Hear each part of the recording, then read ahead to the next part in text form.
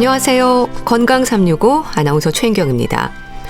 단단하게 굳어진다는 경화라는 단어가 건강의 이상으로 지적이 될 때는 우리 몸의 조직의 변화를 의미하는 걸까요?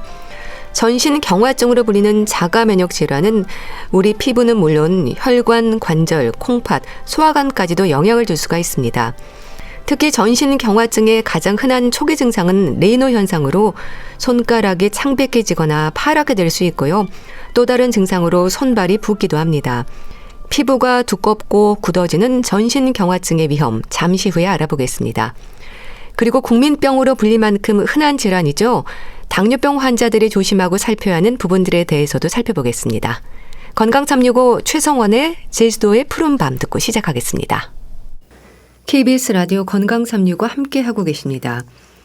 이유 없는 결과는 없다는 말도 있지만 확실한 이유 없이 피부가 두꺼워진다면 원인을 찾기까지 시간이 걸리지 않을까요? 전신 경화증이라는 진단을 받게 될 때 생소한 이름에 우선 놀라지 않을까 싶은데요. 어떤 질환일까요? 폐나 심장에도 영향을 줄 수 있는 합병증의 위험도 지적이 되는데요. 한양대학교 병원 류마티스내과 전재범 교수와 함께합니다. 교수님 안녕하세요. 예, 안녕하십니까? 경화증이라는 이름을 생각하면 동맥경화증, 간경화증을 떠올리게 됩니다. 전신경화증은 어떤 질환일까요? 예, 말씀하신 것처럼 동맥경화증, 간경화증처럼 경화, 즉 굳어지는 질병인 것은 맞습니다. 하지만 이것은 류마티스 관절염이나 전신 홍반 루푸스처럼 자가면역성 류마티스 질환의 일종이고 예. 좀 특이하게 우리 몸 조직 속에 콜라겐 잘 아시잖아요. 콜라겐과 같은 세포의 기질이라고 하는 것이 물질이 축적되면서 섬유화증이라는 것이 진행돼서 피부가 두껍게 되고 단단해지고 또 그 외 내부 장기들 즉 폐나 심장, 위장관 그리고 혈관까지 굳어질 수 있는 그런 질병이라고 설명드릴 수 있습니다. 예. 설명을 들어도 좀 어렵긴 한데요. 심해지면 합병증의 위험이 높아지는 어려운 질환이라면서요. 예. 좀 설명이 어려웠는데 좀 더 쉽게 비유해서 설명드리면 예. 우리 몸에 상처가 나면 잘 치료되지 않으면 그 자리를 이제 굳은 살이 메꾸게 되잖아요. 예, 그것처럼 피부에 굳은 살이 계속해서 생기는 것이라고 보시면 되고요. 그래서 이 병이 나중에 합병증의 위험이 높아지게 되는데 처음에는 이제 손가락이나 팔의 피부를 일부만 침범하지만 점차 진행되면 전신의 피부가 두껍고 단단해질 수도 있고 더 심해지면 폐나 심장 이런 내부 장기까지 침범해서 생명을 위협할 수도 있는 그런 좀 무서운 병 중에 하나입니다. 예. 그런데 질환의 심각성에 비해서 인식은 좀 낮지 않나요? 흔치 않은 질환이긴 하지만 해마다 전신 경화증 환자가 늘고 있다고 들었습니다. 네. 새로 발생하는 전신 경화증의 발생률이 늘어난다기보다는 누적된 전체 환자 수가 증가하고 있다고 보시면 되는데요. 2013년 연구에 의하면 우리나라 전신경화증 환자가 당시에 약 한 4,000명으로 조사된 바가 있고요. 예. 1년에 매년 100만 명당 한 8명 정도가 새로 발생하는 것으로 조사되었거든요. 예. 그래서 계산해 본다고 하면 한 10년이 지났기 때문에 2023년 현재는 우리나라 전국에 약 8,000명 정도의 전신경화증 환자가 있다고 추정해 볼 수 있습니다. 근데 전신 경화증에 대해서 이유 없이 피부가 두꺼워진다고 하는데 정말 이유가 없나요? 몇 가지 의심되는 원인들이 많이 있긴 한데요. 아직까지 정확한 원인을 알지 못하고 있습니다. 다만 이제 유전적인 요인도 있고 여러 가지 화학 물질과 같은 환경적인 요인도 있다는 것은 잘 알고 있는 그런 상황입니다. 예. 특히 젊은 여성들에게 발병 위험이 높다고 들었습니다. 그런가요? 류마티스 질환은 전체적으로 통풍이나 강직성 척추염 등을 제외하고는 대개 여성에서 발병 위험이 높은 것은 맞습니다. 예. 그런데 전신경화증은 20대 이런 젊은 여성보다는 50대, 60대 중년 여성에서 많이 발생하는 것으로 조사가 되었거든요. 예. 그래서 2018년 연구에 의하면 여성 대 남성의 비가 약 한 4대 1로 여성에서 더 많이 발생합니다. 이런 차이에 대한 원인은 정확하진 않지만 남녀 간의 호르몬 차이로 이제 거론되고 있습니다. 이 전신 경화증 발생과 레이노 현상이 또 관련이 있습니까? 레이노 현상의 경우는 손가락 끝이 차갑고 아픈 증상이지 않나요? 예, 관련성이 매우 높은데요. 레이노 현상을 일으키는 여러 가지 질병들이 있지만 특히 전신경화증이 가장 레이노 현상과 관련되어 있습니다. 예. 그 말씀하신 레이노 현상은 이제 손이나 발이 추위나 어떤 감정적인 스트레스에 노출되었을 때 그 혈관이 갑자기 수축돼서 혈액 공급이 차단되면서 손가락이나 발가락 끝이 하얗게 창백해졌다가 파랗게 변하는 현상을 말합니다. 그 말씀하신 것처럼 손가락, 발가락 끝이 차갑게 될 뿐만 아니라 약간 저린 증상도 있고 통증도 있을 수 있는데요. 예. 피가 실제로 돌지 않기 때문에 하얗게 창백해지거나 파랗게 색깔이 변하는 것이 중요한 점입니다. 그래서 우리가 흔히 손발이 찰 때 말하는 그 수족냉증과는 완전히 다른 그런 상태입니다. 예. 그러니까 전신경화증의 대표적인 증상이 레이노 현상이네요. 예, 맞습니다. 대개 거의 모든 전신경화증 환자에서 레이노 현상을 가지고 있게 되는데요. 전신경화증도 크게 이제 광범위형과 제한형으로 구분할 수 있는데, 광범위형은 이제 팔다리뿐만 아니라 몸통까지 피부 침범이 있는 경우이고, 이 제한형이라고 하는 것은 몸통은 없고 손, 발만 대개 피부 침범이 있는 경우인데, 이 제한형은 초기에 수년간, 길게 10년까지 레이노 현상만 있다가 한참 시간이 지난 다음에 제한형 전신경화증으로 진단되기도 합니다. 예. 그럼 초기에는 레이노 현상으로 나타났다가 증상이 심해지면서 다른 장기를 침범하는 건가요? 예, 그렇습니다. 초기에는 주로 겨울에만 추울 때 레이노 현상이 있기 때문에 병원에 잘 방문하지 않으시죠. 그런데 이제 시간이 지나다 보면 손끝이 단단해지거나 손등이 붓거나 얼굴 모습이 변하면서 이상한 점을 느끼고 이제 병원에 오시게 되는 경우가 많은데요. 이때만 해도 비교적 초기에 해당되는데 아주 서서히 변화하기 때문에 잘 모르고 계시다가 이제 숨이 차서 오시게 되면 이제 이런 경우에는 폐나 심장에 침범된 경우일 수 있기 때문에 되게 좀 진행된 경우라고 볼 수 있습니다. 어디로 침범을 했는지에 따라서 증상도 다양하겠네요. 예, 맞습니다.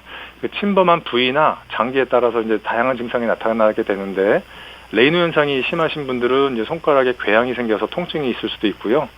또 관절염이 발생하면 관절이 붓고 아프게 되고, 피부를 침범한 경우에는 심한 경우는 이제 가려움증이 생길 수도 있고요. 폐나 심장을 침범하면 기침이 나고 숨이 찰 수도 있고, 또 위장관을 침범하면 역류성 식도염, 소화장애, 더부룩함, 변비, 설사 이런 증상들도 다양하게 나타날 수 있습니다. 진단까지 시간이 꽤 걸리지 않을까요? 위장 질환인지 혈관 질환인지 폐에 이상이 생긴 건지 환자 입장에서는 여러 과를 다닐 수 있을 것 같은데요. 예, 그 말씀드린 대로 경과가 빠르지 않은 경우에는 변화를 인식하지 못하셔서 초기에 진단될 수 있는 기회를 놓치시는 경우도 자주 있고요. 앞에서 설명드린 증상에 따라서 피부과라든지 소화기내과, 호흡기내과를 방문했다가 전신경화증이 의심된다는 이야기를 듣고서 류마티스 내과를 권유받고 오시는 경우도 종종 있습니다. 류마티스 내과 또 자가 면역 질환에 대한 인식이 낮은 것도 진단이 늦어지는 이유가 아닐까 싶은데요. 여러 장기 침범에선 특히 위험한 합병증이 뭘까요? 예, 우선 그 류마티스 내과와 자가 면역 질환에 대한 인식이 과거보다는 많이 올라갔다고 생각하는데 아직도 좀 부족한 것 같습니다. 앞으로 저희가 더 좀 노력하겠습니다.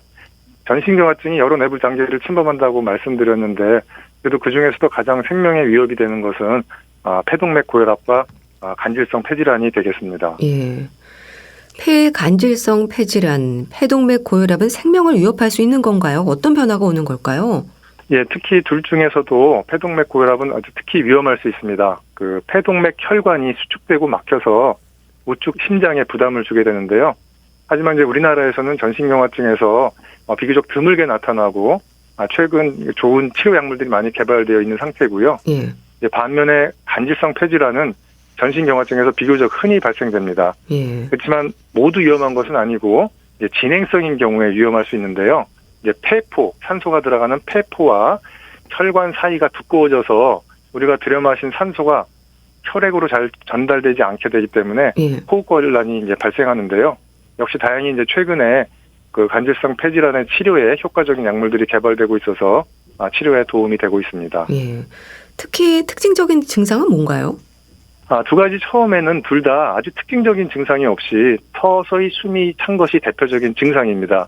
그래서 환자분들이 초기에는 내가 운동 부족인가 하고 인식하지 못하는 경우가 있고요.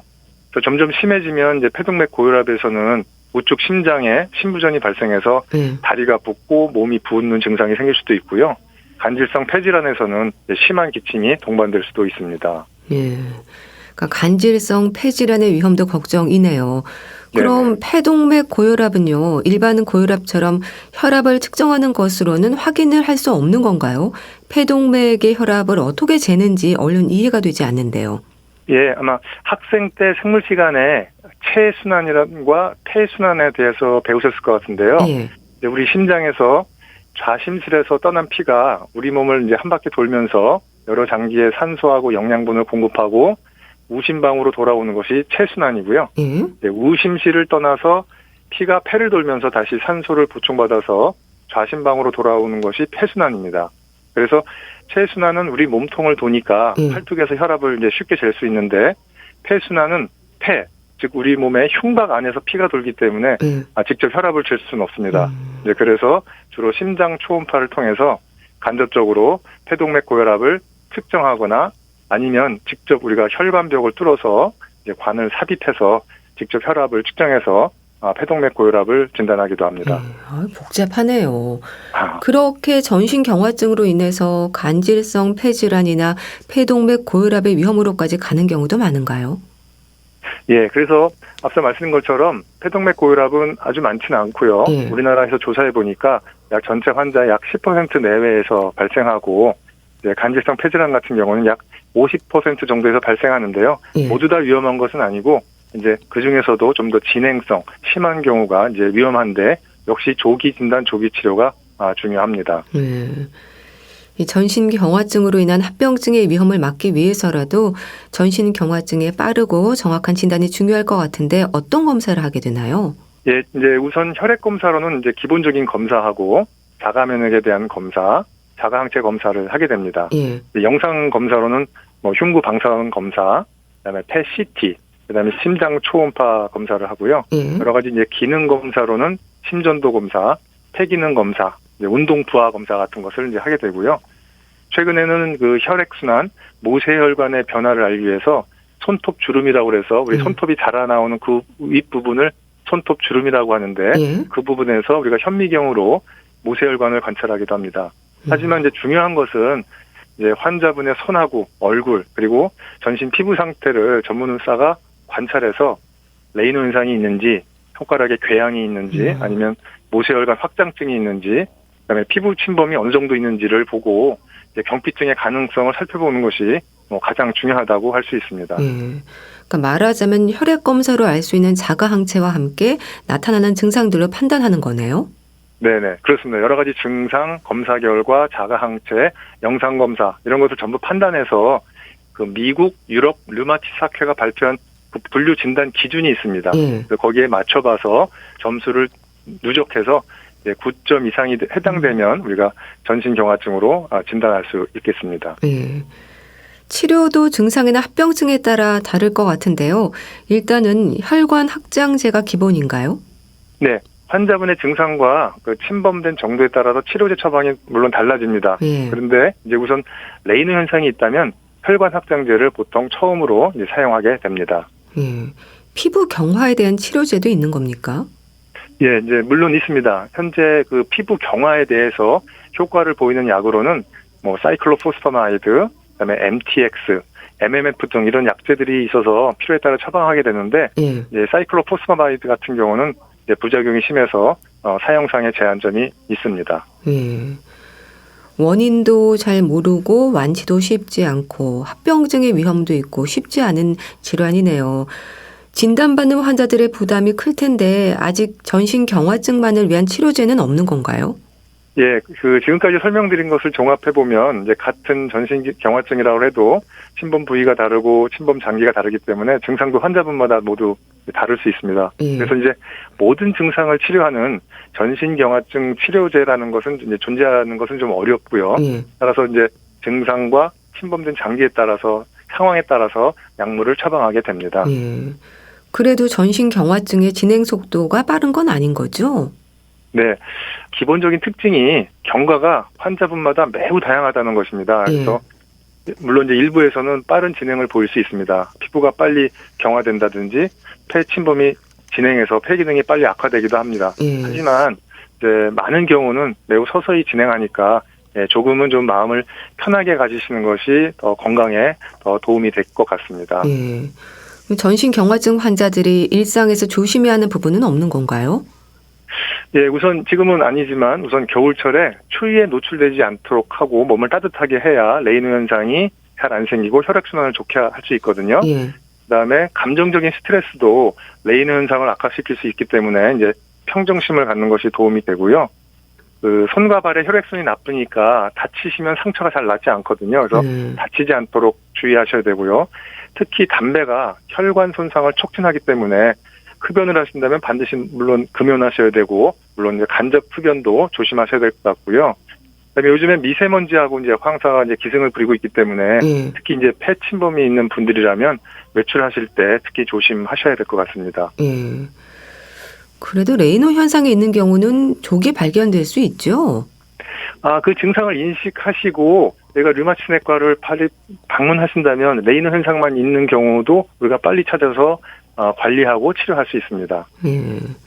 그럼 다른 질환과 혼동할 수 있는 부분은 없을까요? 혼동할 수 있습니다. 초기에는 아주 특징적인 증상이 안 나타나고 레이노 현상만 있다 할 수도 있기 때문에요.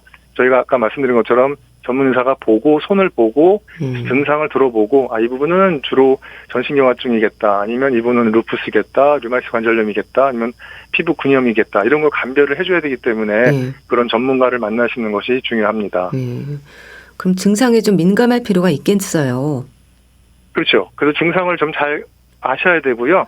그다음에 그 증상이 생겼을 때 제가 많이 권해드리는 것이 증상이 있었다는 것만 생각하지 마시고 얼른 그럴 때 휴대폰으로 변화를 좀 찍어 놓으신다면 아주 설명만 하시는 것보다는 이제 직접 사진으로 보여주시면 저희가 진단하는 데 훨씬 도움이 되거든요. 그럼 치료제 같은 경우는 뭐 치료제 개발이라든지 움직임은 없는지도 궁금한데 어떨까요? 예, 제가 초기에 이제 전신경화증은 이제 섬유화증이라고 이제 말씀을 드렸었는데요. 그동안 이제 섬유화증을 치료하는 약물은 뭐 거의 없었다 이렇게 말씀드릴 수 있는데 최근에는 이런 그 섬유화증을 치료하는 항섬유화 약제가 많이 개발돼서 임상 시험들을 활발하게 진행하고 있습니다.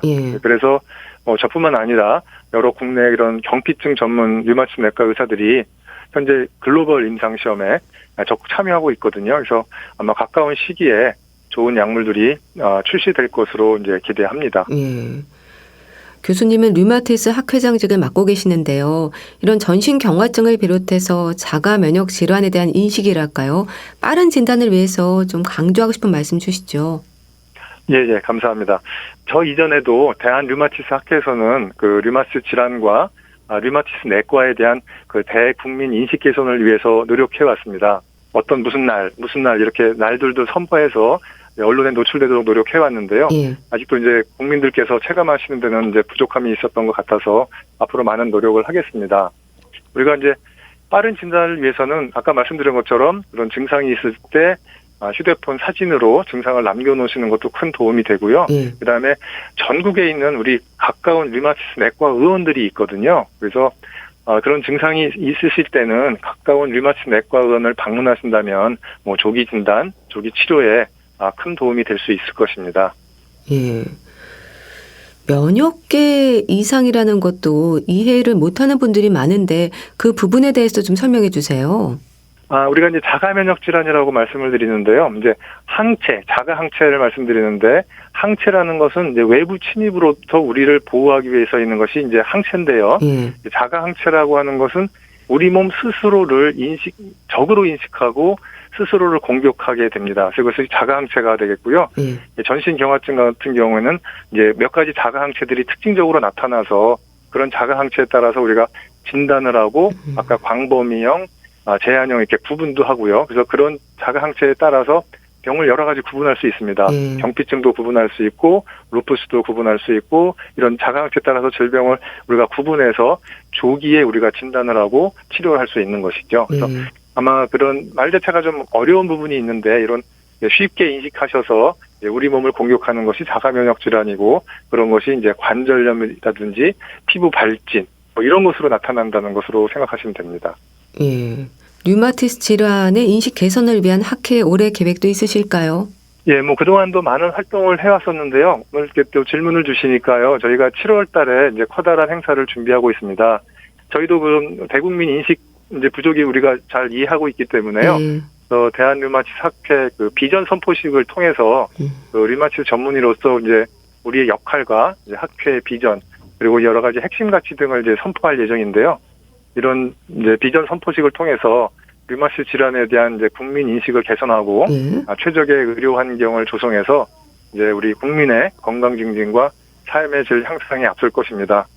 앞으로도 언론에서도 우리 대한류마티스학회의 노력에 많은 관심을 가져주시기를 끝으로 부탁드리겠습니다. 네. 한양대학교 병원 류마티스내과 전재범 교수와 함께했는데요. 말씀 잘 들었습니다. 감사합니다. 네, 감사합니다. KBS 라디오 건강365 함께하고 계신데요. 박강수의 사람아 사람아 듣고 다시 오겠습니다.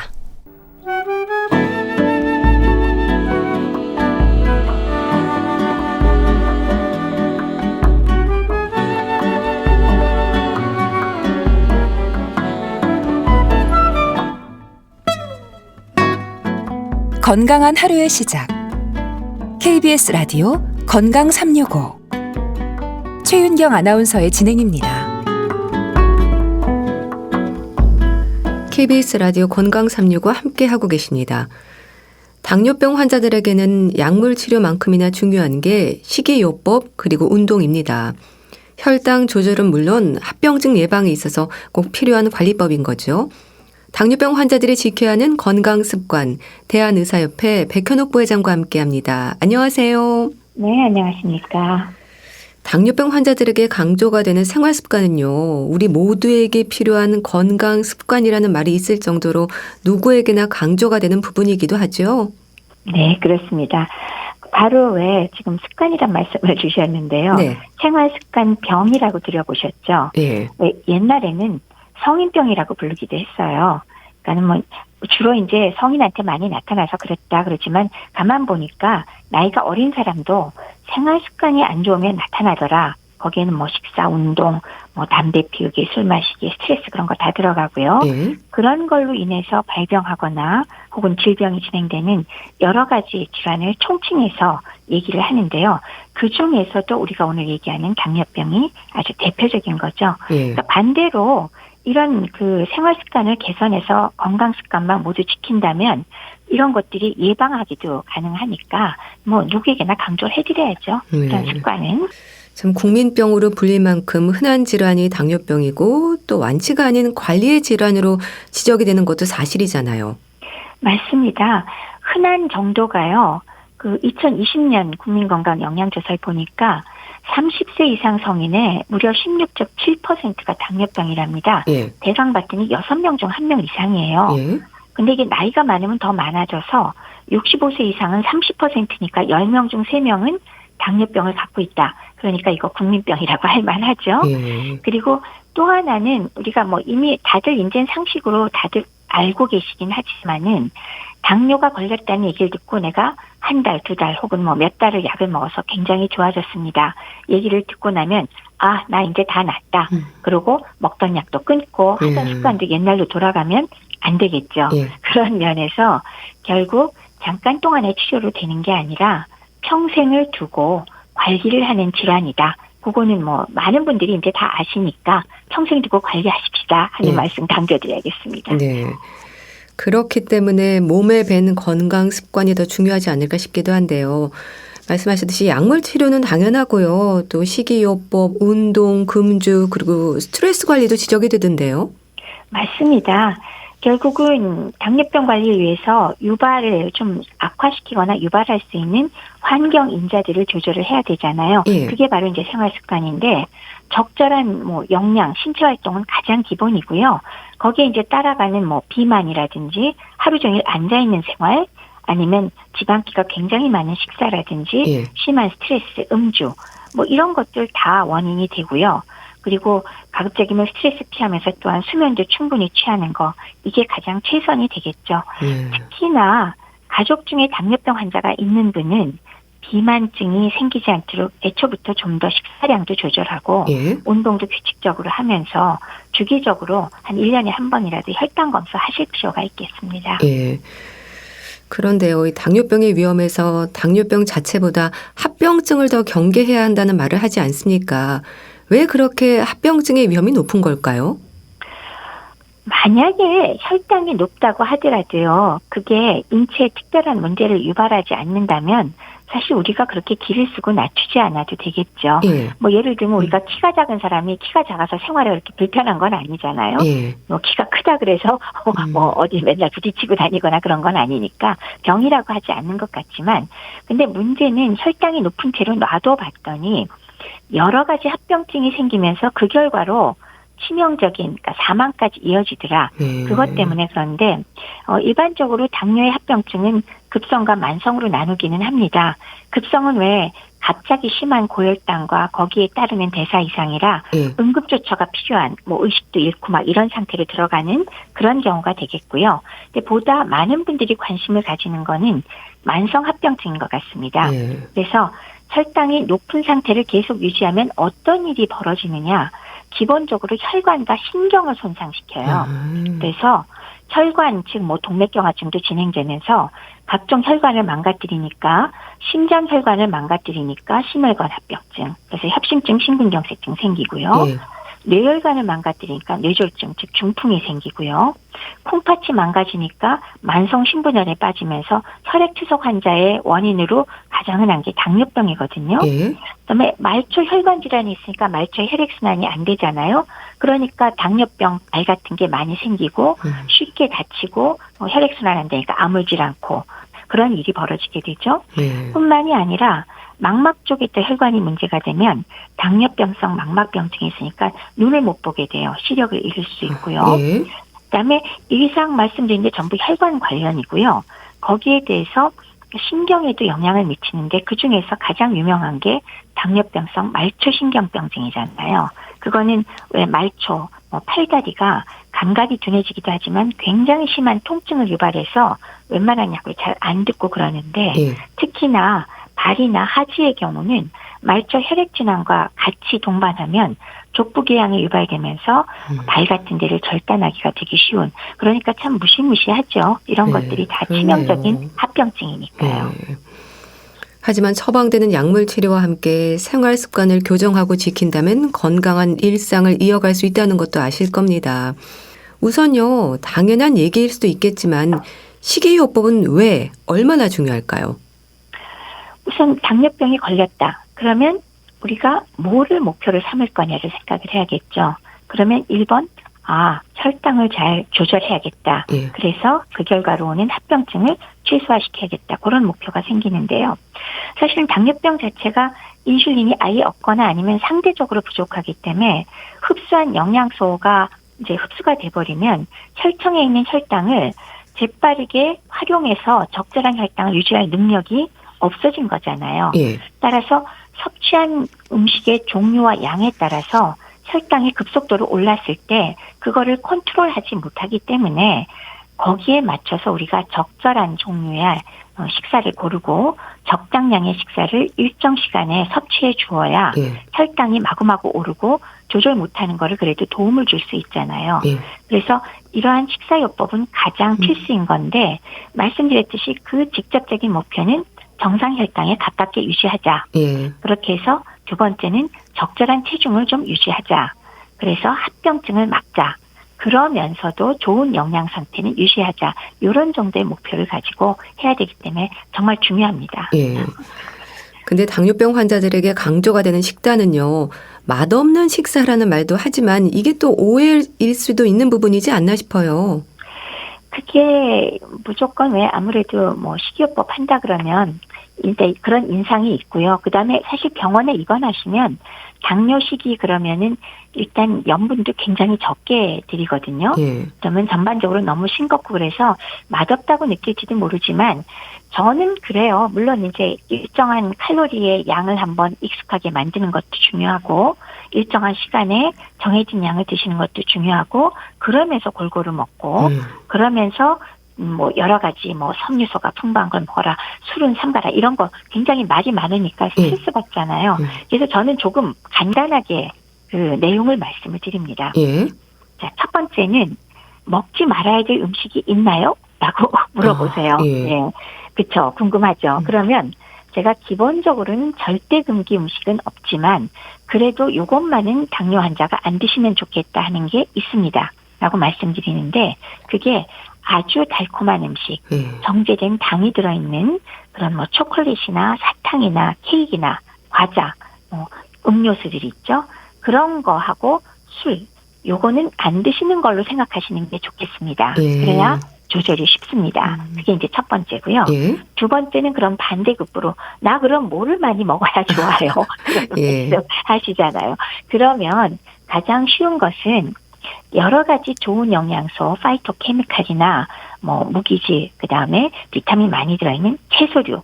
이거는 마음 놓고 아니 노력해서 많이 드시라고 말씀을 드립니다. 그건 칼로리도 별로 높지 않고 건강에 좋기 때문에 물론 뭐 열량이 적은 걸로 알려진 뭐 곤약이나 해조류 이런 것도 있긴 있는데 그렇게 복잡하게 생각할 필요는 없고요.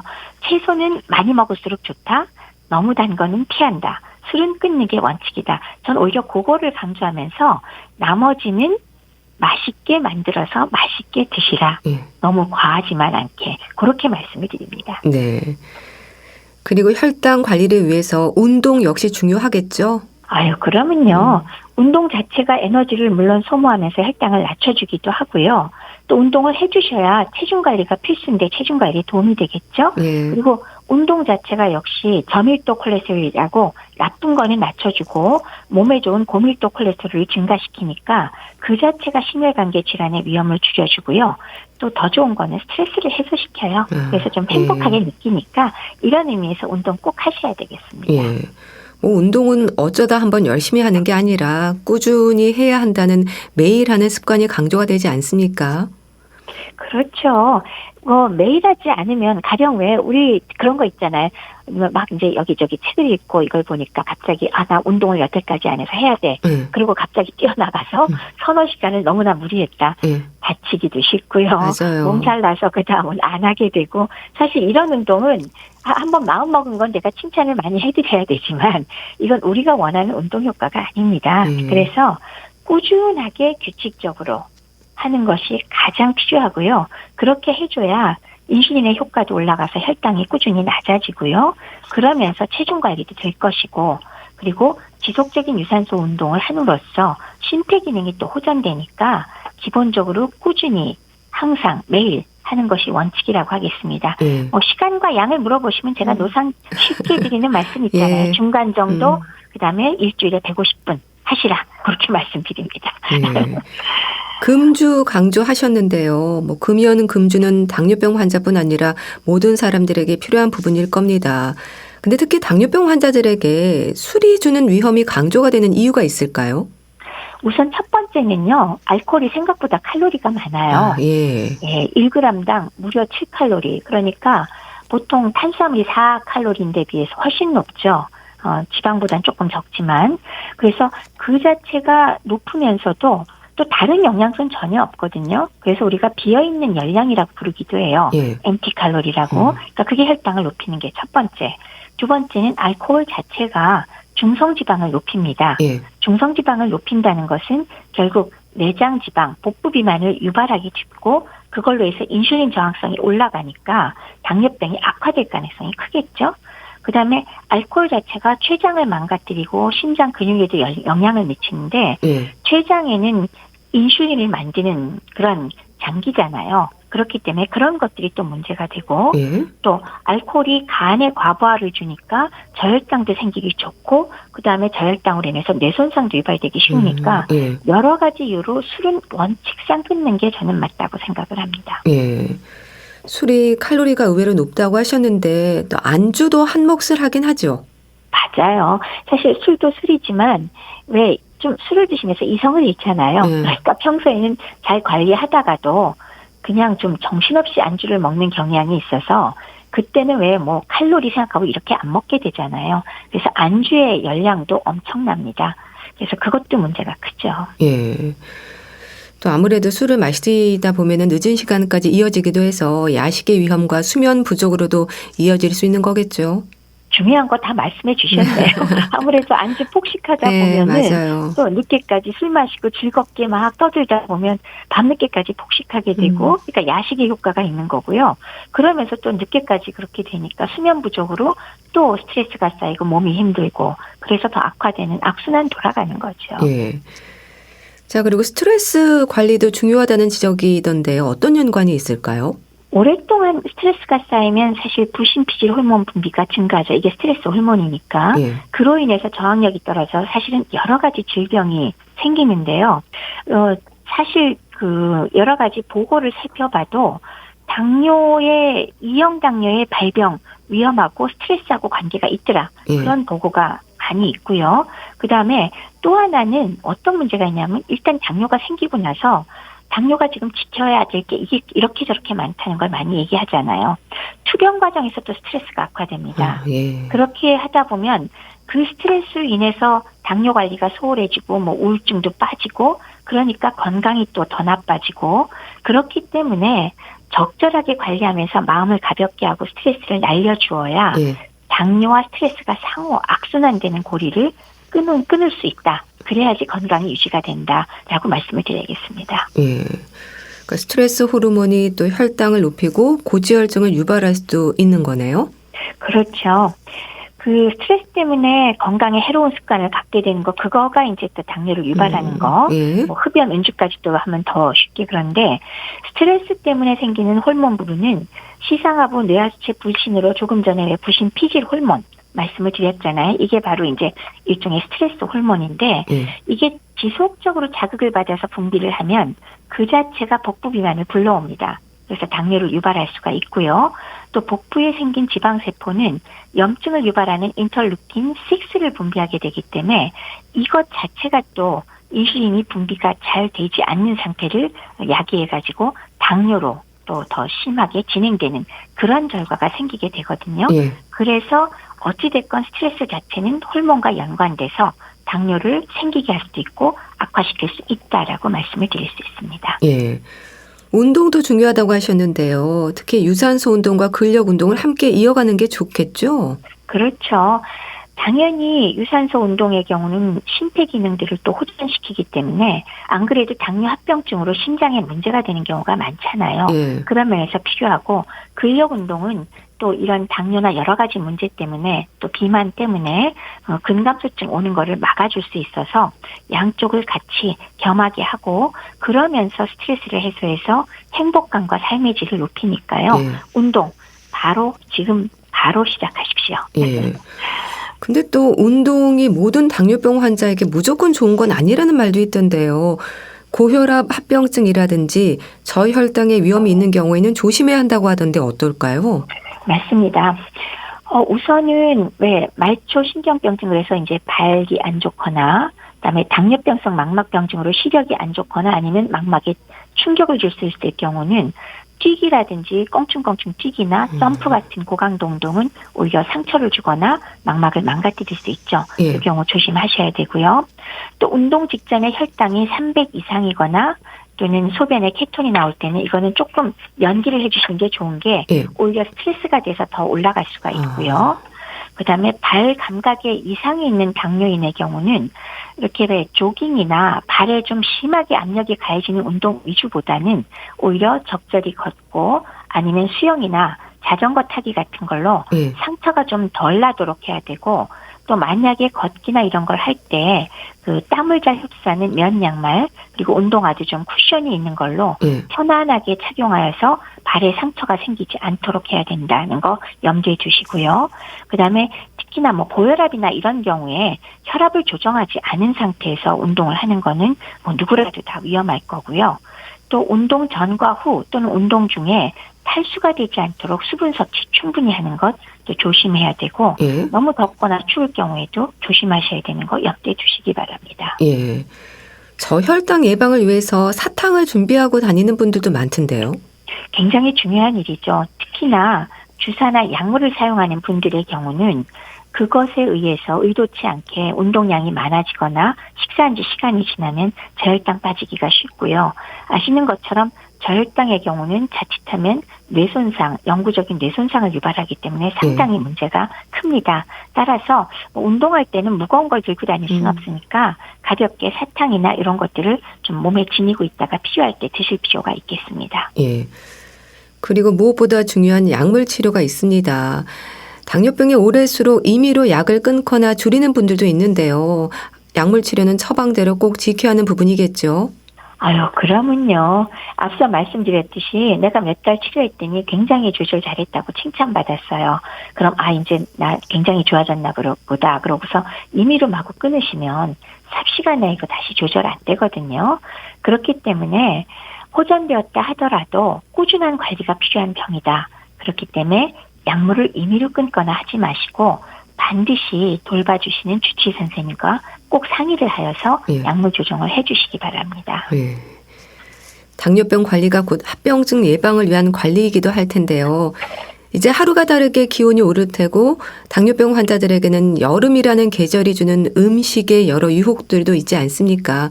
건강 습관을 위해서 어떤 말씀을 주실까요? 이제 여름으로 넘어가면서 이제 날씨가 더워졌잖아요. 그러면 먼저 생각나는 게 왜 여러 가지 차가운 것들이 생각나잖아요. 아이스크림도 먹고 싶고 예. 거기 팥빙수 유명하다 그러면 그것도 먹고 싶고 또 청량음료도 차갑게 해서 먹고 싶고 맞아요. 또 주스 음료 이런 거 많은데 문제는 이런 것 지금 제가 말씀드린 대부분이 정제된 단당류가 많이 들어있는 거예요. 그러니까 이거는 사실 기본적으로 금지 목록에 들어가요. 제가 절대 금기는 아니지만 가급적 안 드시면 좋겠다는 음식이라서 이거 조심하시고요. 예. 그다음에 또 여름에 과일 많이 드시잖아요. 수박 같은 것도 사실은 대부분의 물과 함께 당이 들어있거든요. 조금 드시는 거는 지장 없지만 마찬가지로 그것도 많이 드시면서 혈당 한없이 올라와서 병원에 오시는 분 많이 계시니까 여름에 과일 너무 많이 드시는 것 역시 절제하셔야 되고 야식 피하시고요. 그게 가장 중요하지 않을까 싶습니다. 네. 당뇨병 환자들이 지켜야 하는 건강 습관에 대해 짚어봤는데요. 대한의사협회 백현옥 부회장과 함께했습니다. 감사합니다. 네, 감사합니다. 최백호의 길 위에서 보내드리면서 인사드릴게요. 건강365 아나운서 최인경이었습니다. 고맙습니다.